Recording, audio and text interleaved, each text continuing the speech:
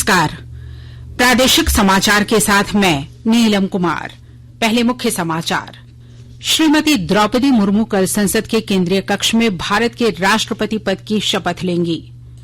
निवर्तमान राष्ट्रपति रामनाथ कोविंद आज शाम राष्ट्र को संबोधित करेंगे। केंद्र सरकार ने दिन रात तिरंगा फहराने की अनुमति देने के लिए भारतीय ध्वज संहिता में संशोधन किया। नीरज चोपड़ा ने विश्व एथलेटिक्स चैंपियनशिप की भाला फेंक स्पर्धा में रजत पदक जीता, प्रधानमंत्री ने दी बधाई। और भारत और वेस्ट इंडीज के बीच 3 मैचों की एक दिवसीय श्रृंखला का दूसरा मैच आज पोर्ट ऑफ स्पेन में। अब समाचार विस्तार से। नवनिर्वाचित राष्ट्रपति द्रौपदी मुर्मू को कल सुबह 10:15 बजे संसद के केंद्रीय कक्ष में भारत के राष्ट्रपति पद की शपथ दिलाई जाएगी। निवर्तमान राष्ट्रपति रामनाथ कोविंद और नवनिर्वाचित राष्ट्रपति द्रौपदी मुर्मू पारंपरिक समारोह में केंद्रीय कक्ष में पहुंचेंगे। भारत के प्रधान न्यायाधीश एनवी रमना की उपस्थिति में श्रीमती मुर्मू शपथ लेंगी। उन्हें 21 तोपों की सलामी दी जाएगी। इसके बाद राष्ट्रपति का संबोधन होगा। केंद्रीय कक्ष में आयोजित समारोह के समापन के बाद श्रीमती द्रौपदी मुर्मू राष्ट्रपति भवन के लिए प्रस्थान करेंगी। राष्ट्रपति भवन के प्रांगण में उन्हें तीनों सेनाओं की ओर से गार्ड ऑफ ऑनर पेश किया जाएगा और निवर्तमान राष्ट्रपति रामनाथ कोविंद को यथोचित सम्मान दिया जाएगा।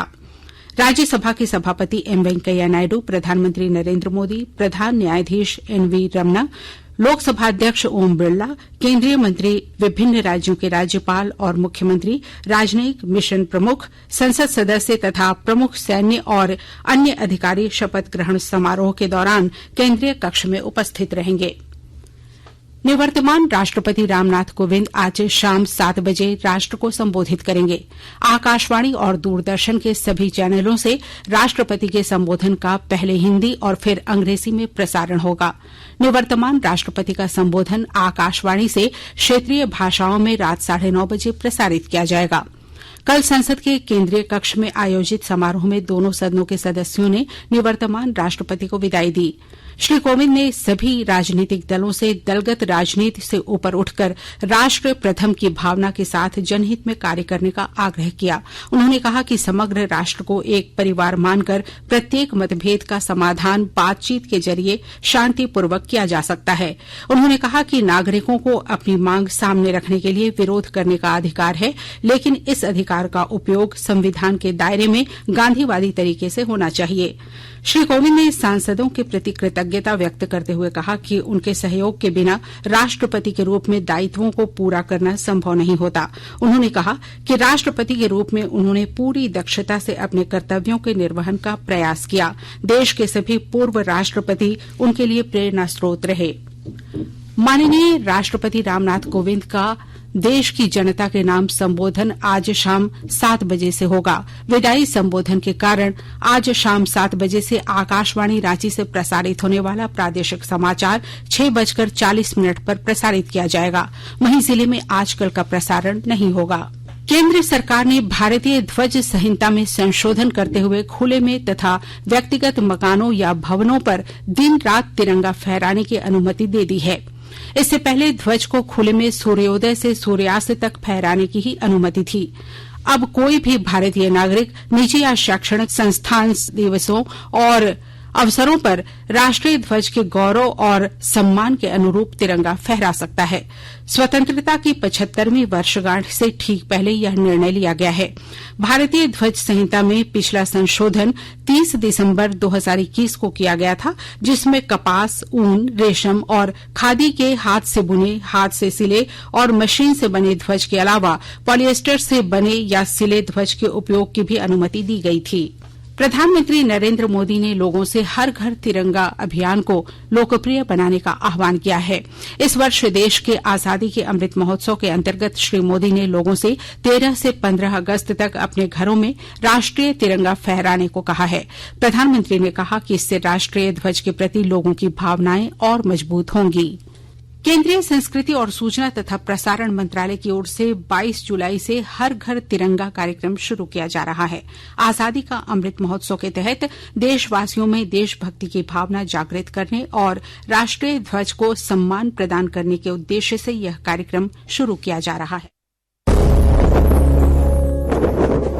अब हर घर की छत पर शान से फहरेगा तिरंगा, गुनगुनाए जाएंगे नव विकास के गीत, आन बान शान का प्रतीक राष्ट्र ध्वज तिरंगा।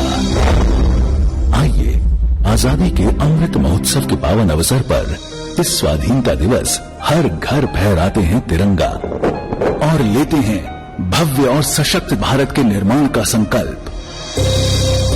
आइए हर घर फहराएं तिरंगा। मुख्यमंत्री हेमंत सोरेन ने कहा है कि नई पर्यटन नीति पर्यटकों को झारखंड आने के लिए प्रेरित करेगी। कल नई दिल्ली में झारखंड पर्यटन नीति 2021 की लॉन्चिंग पर उन्होंने कहा कि जो निवेशक झारखंड पहले आएंगे उन्हें हम विशेष पैकेज भी देंगे। मुख्यमंत्री ने बताया कि नई पर्यटन नीति के तहत 10 करोड़ रुपए तक के निवेश पर 20 से 25% तक की सब्सिडी का प्रावधान है। उन्होंने कहा कि झारखंड को आकर्षण के नजरिए से दुनिया देखे, यही हमारा लक्ष्य है। यहां के जल, जंगल, पहाड़, झरने और नदियों में पर्यटन के दृष्टिकोण से असीम संभावनाएं हैं।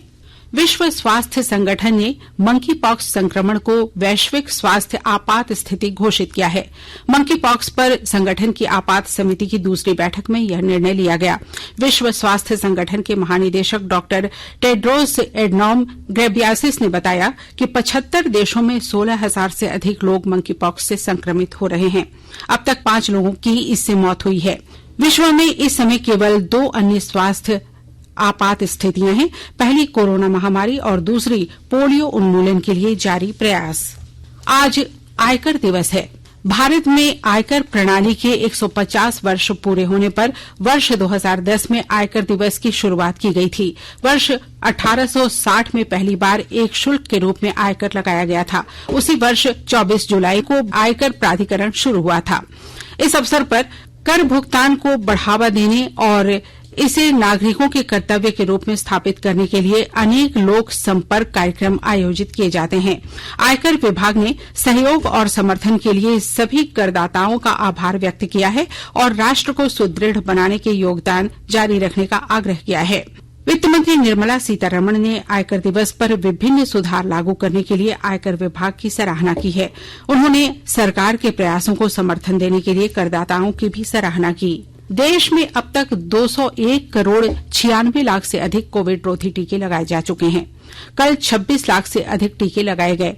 केंद्रीय स्वास्थ्य मंत्रालय ने बताया कि अब तक 12 से 14 वर्ष आयु वर्ग के बच्चों को 6 करोड़ 55 लाख से अधिक टीके लगाए जा चुके हैं। स्वास्थ्य देखभाल कर्मियों, अग्रिम पंक्ति के कार्यकर्ताओं और 18 वर्ष से अधिक उम्र के नागरिकों सहित पात्र श्रेणी के लोगों को 7 करोड़ से अधिक एहतियाती डोज लगाई गई है। स्वास्थ्य मंत्रालय ने कहा है कि राष्ट्रव्यापी कोविड टीकाकरण अभियान के तहत विभिन्न राज्यों और केंद्र शासित प्रदेशों को अब तक 194 करोड़ 17 लाख से अधिक कोविड रोधी टीके उपलब्ध कराए गए हैं। इनमें से 7 करोड़ 1 लाख से भी अधिक टीके अब भी उनके पास बचे हुए हैं। आकाशवाणी के ताजा तरीन समाचारों के लिए आप हमारी वेबसाइट newsonair.com पर लॉग ऑन कर सकते हैं। ताजा समाचार Twitter handle @AIR news alerts और Facebook page All India Radio news पर भी उपलब्ध है। आप प्रादेशिक समाचार एकांश के Twitter handle @AIR news _ Ranchi और फेसबुक, इंस्टाग्राम पेज तथा YouTube channel AIR news Ranchi पर भी हमारे बुलेटिन सुन सकते हैं। प्रादेशिक समाचार आप आकाशवाणी रांची से सुन रहे हैं और अब पेश है कोरोना से बचाव के कुछ संदेश। कोविड-19 से बचाव और सुरक्षित रहने के 3 उपाय। मास्क लगाएं, 2 गज दूरी है जरूरी, सुरक्षित दूरी रखें, हाथ और मुंह साफ रखें।